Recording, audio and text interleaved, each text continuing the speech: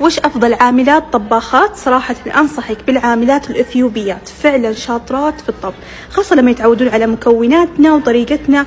صراحة أغلبهم يضبطون الأكل الخليجي، وبشكل عام يعني لو تبين طبخ قريب من أكل البيت. keenya warqiidha. Namummaan keenya warqiidha. Biyyi keenya warqiidha.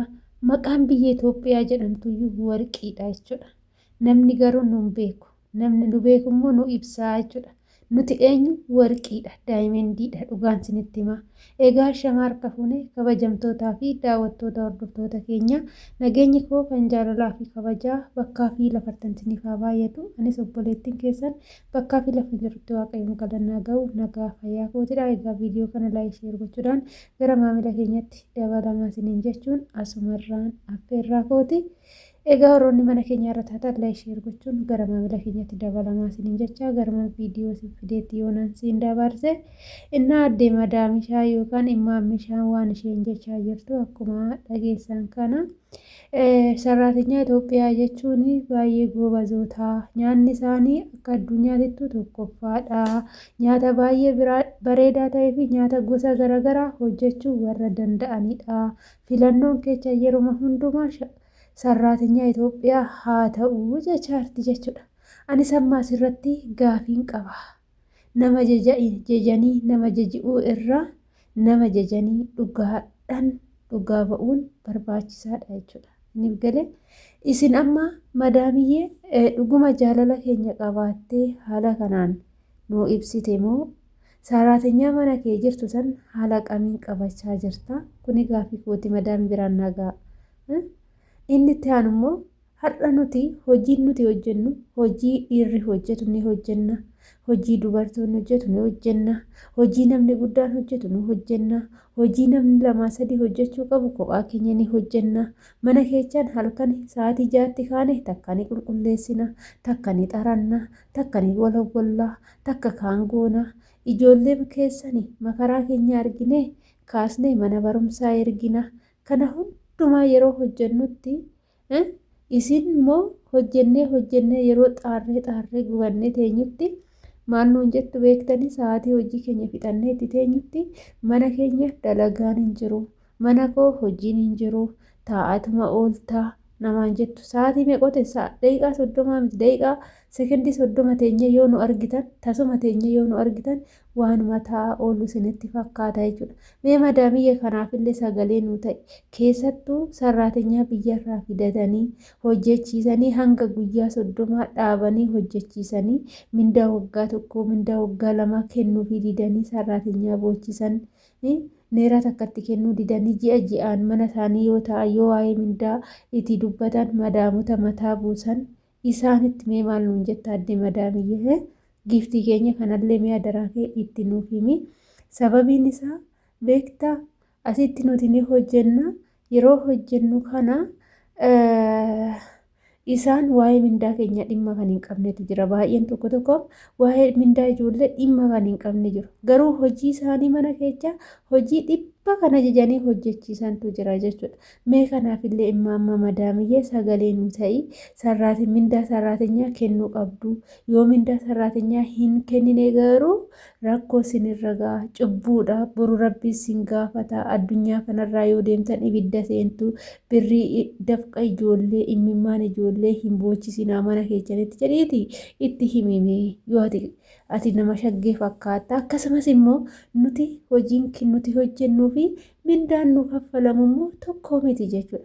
Tokkoffaa nyaata ni hojjenna. Keessattuu warri Saa'ud Arabiyaa jirtan, ijoollee Saa'ud Arabiyaatti hojjettan, madaamonni Saa'ud Arabiyaa jechuudha kan cubbuu hin sodaanne mana tokko keessa sarraatinyaa tokko ol hin qaxaran. Yoo akkam jabaatte tasa sarraatinyaan lama argamti malee biyya Arabaa keessatti, biyya Saa'ud Arabiyaa keessatti jechuudha. Biyya Saa'ud Arabiyaa keessatti sarraatinyaan lama sadii hin argamtu jechuudha. Hojii kamiyyuu yoo hojjette, hojiin hanga fedheeyyuu yoo sitti baay'ateeyyuu kophaa keetu hojjettaa, kophaa kee dadhabdaa, namni si faana dadhabu hin jiru. Hojii sarraatinyaa kanatti baay'atee dadhabdee sarraatinyaa biraa dabalaaf hin jedhan.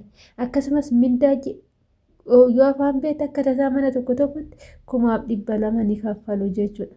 Mana tokko tokkotti haga waggaa lama fixutti 1000 takka qofa kaffalu. Ijoolleen isaanii ijoollee 10 oltu mana keessa galaa. Kana hunda ni hojjetti, nyaata ijoollee kana hundaa ni hojjetti, uffata isaanii ni miicciti, ni tokkosti.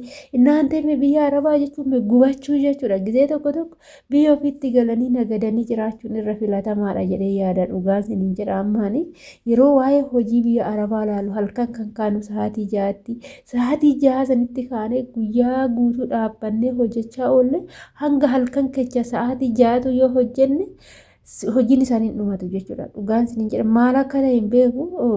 Sabsibee hojii qabu ta'e ani waan isaan beeku jechuudha. Bakka fixe hojii mana kanaa fixe jettee iddoon teessu hin jiru. Oduma argitutti dhiistee teecheen alatti jechuudha. Isa kana yeroo tokko tokko baay'een ajaa'iba jechuudha. Oduma xaarru osuma hojjennu hojiin isaanii jala ammaa ol burqa kan jedhu anatti gaafii ta'a jechuudha yeroo baay'ee. Isa kana irratti illee maal jetta adde madaam ishee mindaan nuti argannuu fi hojiin nuti hojjennu taasallee waliin argatu jechuudha. Hojiin mana keessatti hojjennu ma'aatii humnaa oliiti. Mindaan nu kaffalamtu garuu birrii 1000 takka bichaadha. Amma mindaan kun gahaadha. Sarraatenyaa takkaa fi jettee yaaddaree adde madaam ishee mee kana ilaalaa. Ani wanna kanarratti immoo jabaatamee sagaleen ta'ame hojiin nuti hojjechaa jirruu fi mindaan nuti argachaa jirru tasallee wal hin argatu. Ishii kana bichaa miti. Waa'ee mindaa dabaluu achaaf. Meeji umaanuyyuu mindaashii guyyaa takka odoo hin dabarsin mana kiyyatti nyaatas naa hojjettee nafaana dadhabde jettee ni kennitii fi isa bichaamti yeroo waqtii ramadaanaa ni beektu. Baatii tokko jechuun qixxee waggaa tokko hojjettee fixxe caalaa baatiin tokko immoo waggaa tokko namatti ta'a jechuudha. Ji'a san keessatti hojjettee dadhabdee gaafa ammoo jiini sun xumurame birri 100 takka irra gootee mindaa keessiif hin kennitu jechuudha.